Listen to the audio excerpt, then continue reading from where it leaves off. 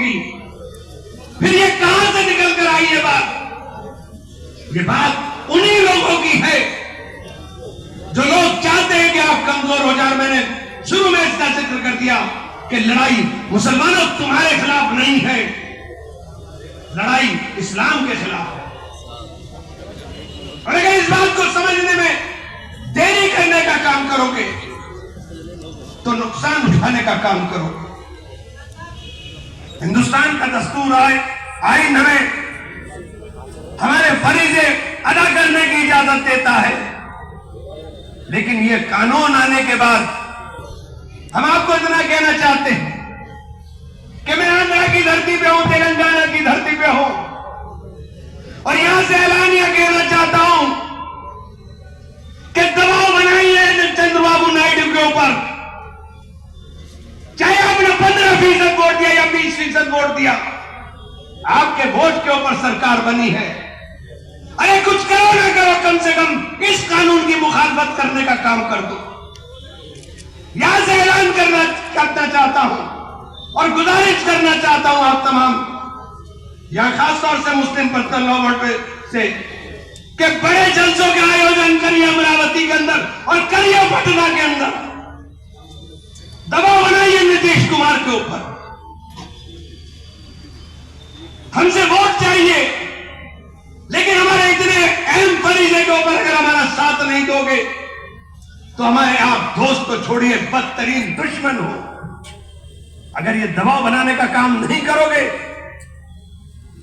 हम लोग किस हैसियत के अंदर है?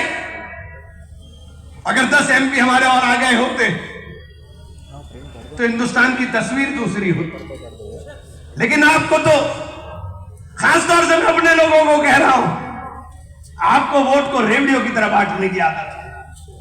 कौन इसका हकदार है ये समझने की जरूरत है। मैं आज आपसे कहना चाहता हूं कि इस मुल्क के अंदर जरूरत आज संजय सिंह जैसे लोगों की है, जो सेक्युलरिज्म का झंडा थाम करके आपकी आवाज को मजबूती के साथ उठा दे। आज बदकिस्मती है, हम मुसलमान भी नहीं रहे, हम मुल्क में अल्पसंख्यक हो गए, और वो पार्टियां हमें अल्पसंख्यक बोलती हैं जो हमारे वोट के ऊपर दम चलने का काम करती है। मैं मुबारकबाद देता हूं अपने नेता राहुल गांधी को कि पार्लियामेंट में खड़े होकर के दमदारी से उन्होंने कभी अल्पसंख्यक नहीं कहा, हमने कहा सीधे मुसलमानों की बात।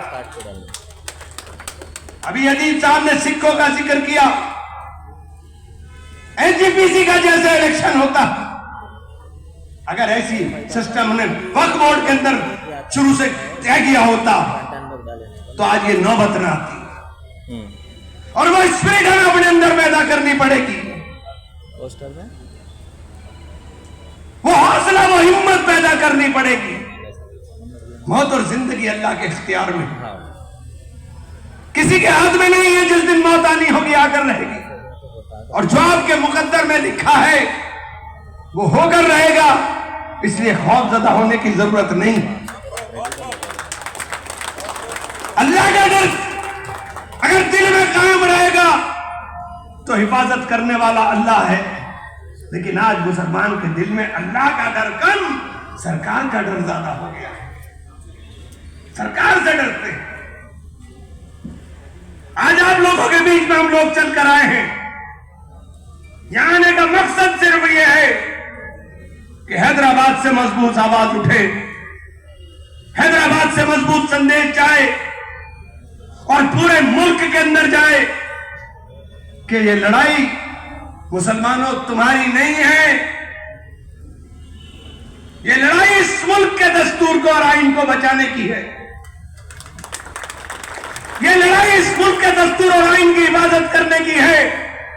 आज अगर मुसलमान का वक्त छीना जा रहा है, कल मंदिर का खजाना भी खाली होने का नंबर आएगा, कल गुरुद्वारे का भी नंबर आएगा। जब आग लगेगी किसके पड़ोस में, कौन रहता है ये नहीं पूछती आग, सबका घर जलाकर खाक करती है। ये आग लगाई है। आज जरूरत है इस बात की कि जागो और अपने तमाम हम वतनी भाइयों के साथ मिलकर के इस लड़ाई को लड़ने का काम करो। और लड़ाई को सिर्फ ये जो अभी एक सवाल आया, मैं सुन रहा था कि जो आपने यहां से प्रचार किया, हम लोग आ रहे हैं, तो लोग कहने लगे बाप ने किसका भला किया। अरे आपको पता है वक्त क्या है? मरोगे तो दफनाए कहां जाओगे? कब्रिस्तान भी तो वक्त है। अल्लाह की याद आएगी नमाज पढ़ने, तौफीक अल्लाह देगा नमाज के लिए, तो मस्जिद में जाओगे, वो भी तो वक्त है। आप भलाई और बुराई की बात करते हो। ये साजिश के तहत हमारे बीच में बरगलाने का काम किया जा रहा है। ना दरगाहें बचेंगी, ना खानकाहें बचेंगे, ना आस्थाने बचेंगे, ना कब्रिस्तान बचेंगे, ना ईदगाहें बचेंगी। तो कहां जाओगे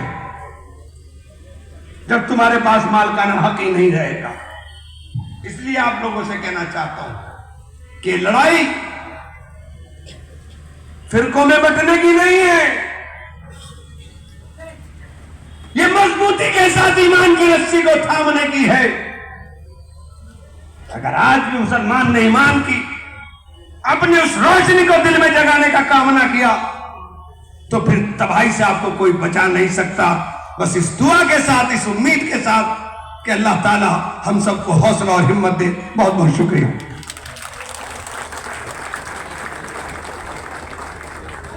बहुत बहुत गुजारिश करता हूँ, पानी आ रहा है मुखरिन से, कि थोड़ा वक्त कम ले, और आवाम से भी, हमारे भाइयों से भी गुजारिश करता हूँ, इस पानी से डरने की ज़रूरत नहीं है।